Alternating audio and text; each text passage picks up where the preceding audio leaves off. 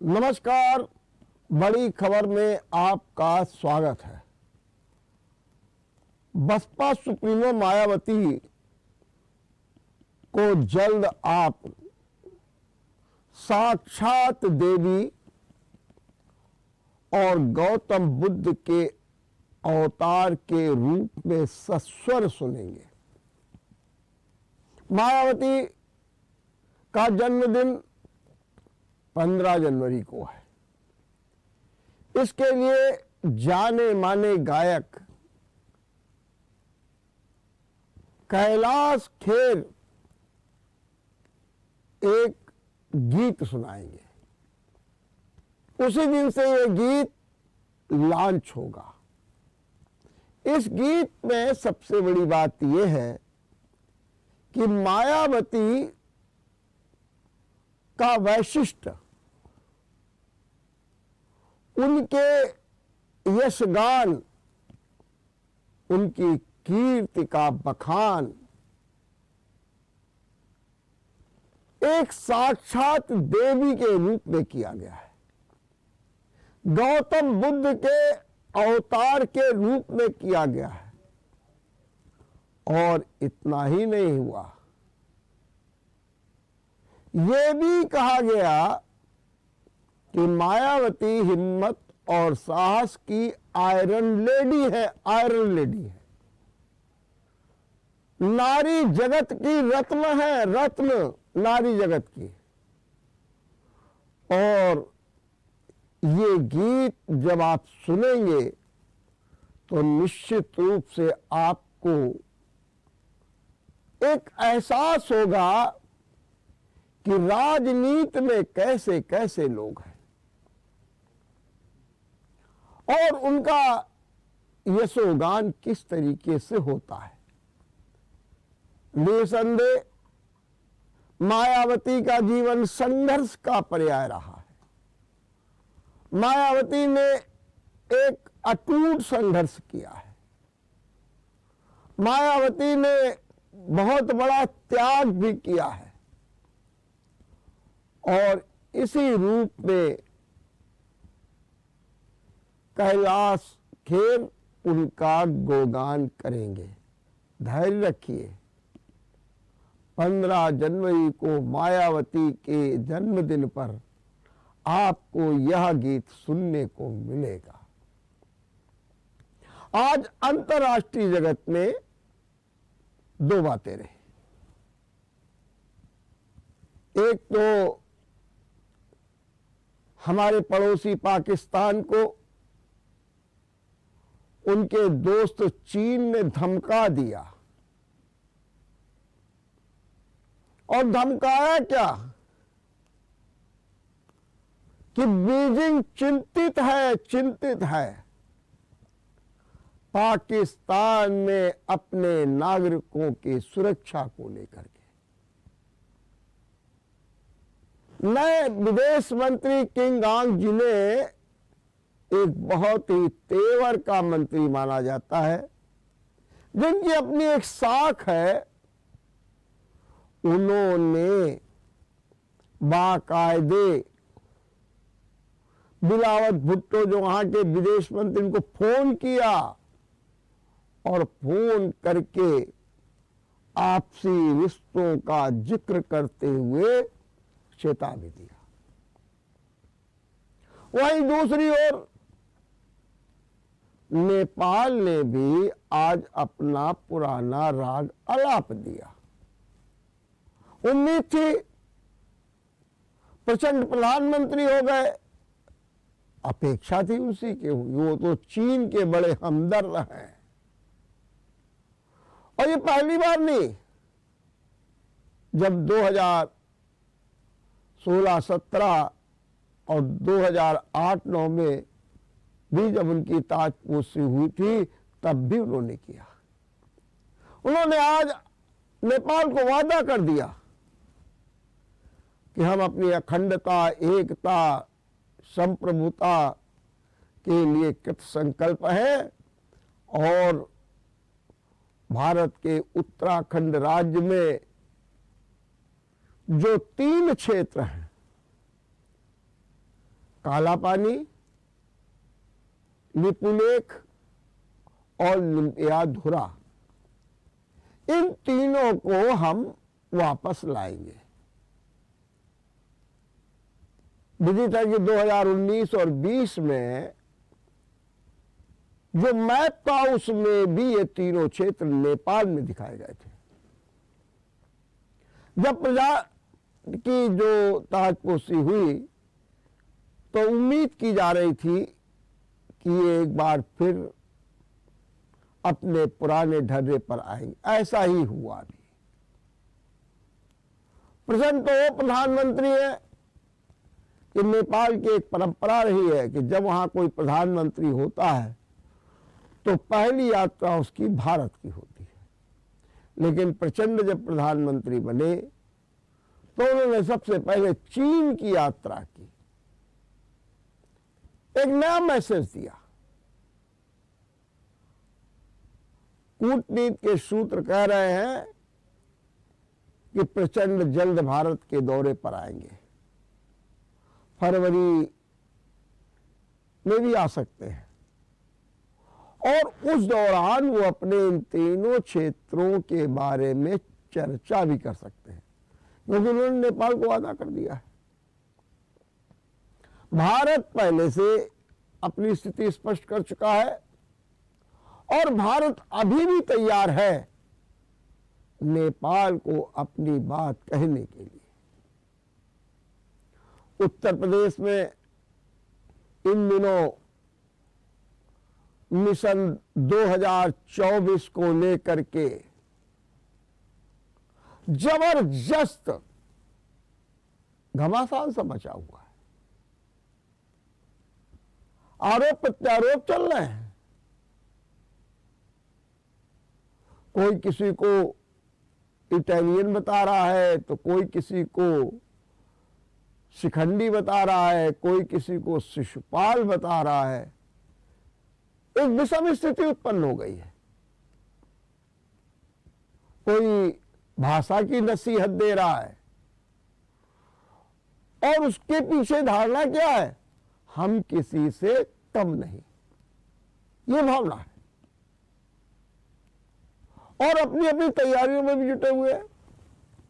राष्ट्रीय स्वयंसेवक संघ के सर कार्यवाह दत्तात्रेय हसबोले 7 दिन की उत्तर प्रदेश यात्रा पर हैं। कल उनका आगमन हो चुका है, लखनऊ में ठहरे हुए हैं। वैसे तो वो पूरे देश में जाते हैं, लेकिन 7 दिनों तक, ये बड़ी बात है। और इस दौरान वो राजनीतिक, सामाजिक, सांस्कृतिक संघ की गतिविधियों और साथ में संघ के शताब्दी वर्ष शाखा के विस्तार, आनुषंगिक संगठनों की समीक्षा आदि पर विशेष गौर करेंगे। गोरखपुर, काशी, अवध प्रांत की भी बात करेंगे, विचार विमर्श करेंगे। क्यों? कारण ये कि यूपी मिशन 80, माने जो यूपी में भारतीय जनता पार्टी ने अपना टारगेट रखा है वो 80 में 80 सीट का रखा है। और उसके लिए अभी जो तैयारियां, रोड मैप, क्रियाशीलता सब शुरू हो गई है। अब देखिए 2023 शुरू होने के दूसरे दिन ही अखिल भारतीय संगठन मंत्री भारतीय जनता पार्टी बीएल संतोष ने आके डेरा डाल दिया। 2 दिन तक बैठकें होती रही। अब हसबोले आए हैं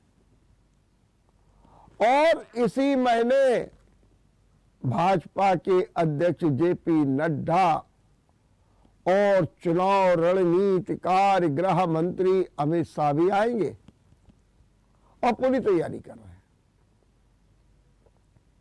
अगर देखा जाए तो मुख्य प्रतिद्वंदी के रूप में समाजवादी पार्टी ने भी अपनी जो है गतिविधियां बढ़ा दी है। वो मुलायम सिंह के रास्ते पर है।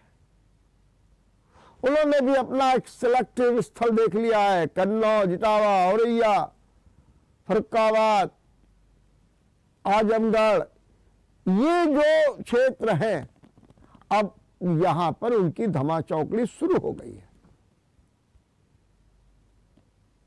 जैसे मुलायम सिंह जाते थे लोगों के निजी कार्यक्रमों, वैसे भी अब अखिलेश जाने लगे। तरह के कार्यक्रम, शोक संवेदना, शादी ब्याह, सब में। और लगता है कि अब अखिलेश ने तय कर लिया है, ऑफिस नहीं सड़क। और तेवर भी दिखा रहे हैं, उनके चाचा भी तेवर दिखा रहे हैं। अभी आज में शिवपाल ने कह दिया 99 बार नहीं बोलेंगे, फिर बर्दाश्त नहीं करेंगे। वही दूसरी ओर अखिलेश ने क्या कहा, भाजपा शिखंडी से बचे।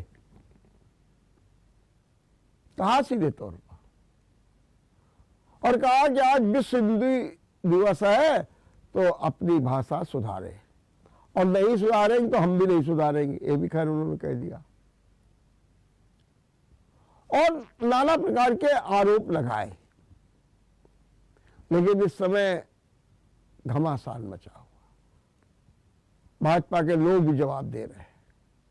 मामला यही नहीं थम रहा है, कांग्रेस की घेराबंदी हो रही है। एक सीट है सोनिया गांधी की, उसको भी पाने के लिए प्रयास शुरू हो गए।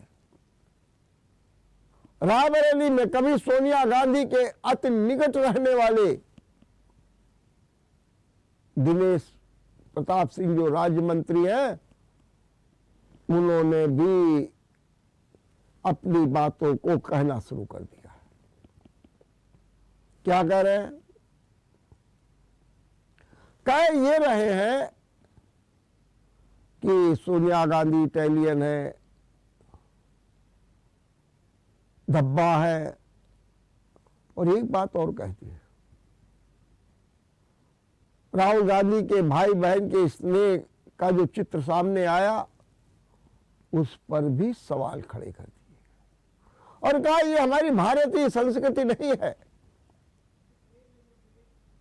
मतलब सीधा सीधा ये है कि अब शब्दवाड़ भी तेजी के साथ चल रहे हैं। शब्दवाड़ों पर कोई जैसा लगता है कि लगाम नहीं। आज ही ओवैसी ने आरएसएस प्रमुख मोहन भागवत के बयान पर भी अपनी तीखी प्रतिक्रिया व्यक्त कर दी। मोहन भागवत ने कहा कि देश में इस्लाम को कोई खतरा नहीं है, लेकिन हम बड़े हैं, ये भाव त्यागना होगा। बस ओवैसी कह रहे हैं कि ये कौन होते, इन्हें किसने अनुमति दे दी है। और इतना ही नहीं, महाराष्ट्र से भी आवाज आ गई। संजय राउत कहते हैं सामना में, हिंदू मुस्लिम ज्यादा करना अच्छा नहीं है, देश टूट जाएगा, चेतावनी दे दी। बहरहाल 2024 तक कहां कहां कैसी कैसी बातें होंगी, कैसे कैसे हमले होंगे, ये इस बार देखने को मिलेगा, क्योंकि सबकी प्रतिष्ठा दांव पर है। हम यहां लेते हैं एक छोटा सा ब्रेक। ब्रेक के बाद आपका एक बार फिर स्वागत है। बारिश की संभावना है, जरा सतर्क रहिएगा। 13 जनवरी तक, आज से पश्चिमी उत्तर प्रदेश समेत समूचे उत्तर भारत में बारिश की संभावना है। पारे का उतार चढ़ाव जारी रहेगा, लेकिन ध्यान रखिए कोहरा भी छाया रहेगा। इसलिए कृपा करके संभल कर चलें। कोहरे से हादसे होने लगे हैं, बल्कि सच बात तो यह है कि लगातार हो रहे हैं। आज ही सुबह रायबरेली के गुरबख्श थाना क्षेत्र के खगिया खेड़ा गांव में एक डंपर गुमटी को रौंदते हुए नहर में जा गिरा। परिणाम स्वरूप अब तक 6 लोगों की मौत हो चुकी है। कई लोग गंभीर रूप से घायल हैं, उन्हें अस्पताल में भर्ती किया गया है। कोहराम मचा हुआ है गांव में। इसी प्रकार आज ही सुबह जालौन में 7 वाहन एक साथ टकरा गए। इसमें एक पुलिस का भी वाहन था और जिसमें भी 7 से अधिक लोगों को चोटें आई हैं। बहरहाल फिर अपील है, वाहन संभाल कर चलाएं, फॉग लाइट का प्रयोग करें, क्योंकि आने वाले दिन और भी सर्दी के हो सकते हैं। मौसम विभाग लगातार ऐसी जानकारी दे रहा है। वहीं दूसरी ओर जोशीमठ को लेकर के हमारी चिंताएं बढ़ रही हैं। क्या जोशीमठ नहीं रहेगा? क्या उसका अस्तित्व खतरे में पड़ गया है? क्योंकि हालात तो लगातार बिगड़ रहे हैं। चारों ओर कोहराम मचा हुआ है। 723 मकान खतरे की जद में आ गए, जिन्हें गिराना है। होटल गिराना, बुलडोजर चलाया नहीं जा सकता, तो कह रहे हैं कि छेनी हथौड़ा जैसी छोटी मशीनों का प्रयोग करेंगे कि बुलडोजर चलने से तो और खतरा बढ़ेगा। लोग मकानों को गिरने नहीं दे रहे हैं, कह रहे मुआवजा दो, मैं मकान बना करके दो, उसकी गारंटी दो। ऐसा नहीं कि सरकार कुछ कर नहीं रही है, सरकार कर रही है। कई ऐसे परिवार जो बिल्कुल पूरी तरीके से जिनके मकान धराशायी हो गए हैं, उन्हें आशियाना के लिए 1,30,000 रुपए दिए गए।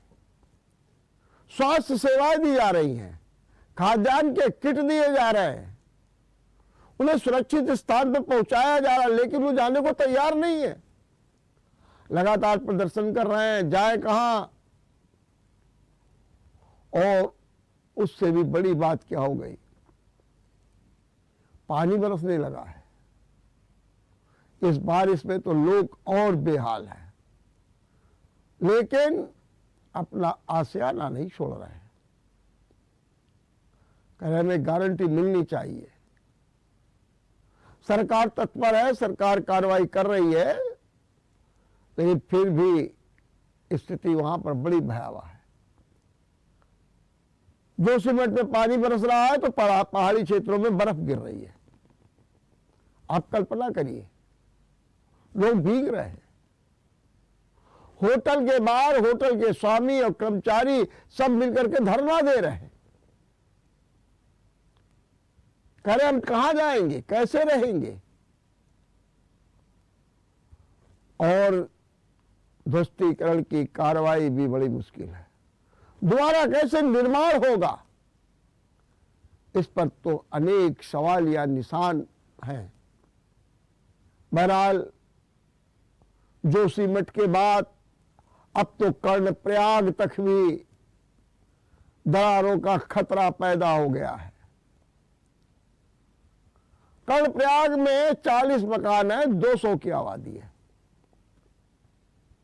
वहां के भी मकानों में दरार पड़ रही है। प्रशासन सतर्क हो गया है, लोगों को चेताया जा रहा है। कर्णप्रयाग में भी ऐसी व्यवस्था शुरू हो गई है ताकि लोगों को सुरक्षित स्थान पर पहुंचाया जाए, लेकिन सारा मामला अटका हुआ है मुआवजे को लेकर के, नए मकान को लेकर के। और एक बात तो है ही है कि आखिर लोग जाएं तो कहां जाएं, सड़क पर कहां रहें। धामी सरकार व्यवस्था कर रही है, धामी सरकार ने अनेक कदम उठाए हैं, लेकिन अभी एक कदम पर्याप्त नहीं है। इनके लिए कार्रवाई होनी चाहिए, मदद के हाथ और बढ़ने चाहिए, सहायता का पल्लू और बड़ा होना चाहिए और ज्यादा से ज्यादा राहत मिलनी चाहिए। देखते रहिए बड़ी खबर। नमस्कार। अगर आपको हमारा वीडियो पसंद आया हो तो हमें लाइक करें, सब्सक्राइब करें और ज्यादा से ज्यादा शेयर करें। और हाँ, बेल आइकॉन दबाना ना भूलें ताकि हर खबर का अपडेट आप तक पहुंचे तुरंत। आप हमें इंस्टा, ट्विटर और फेसबुक पर भी फॉलो कर सकते हैं। हमारी आईडी है @JMT News।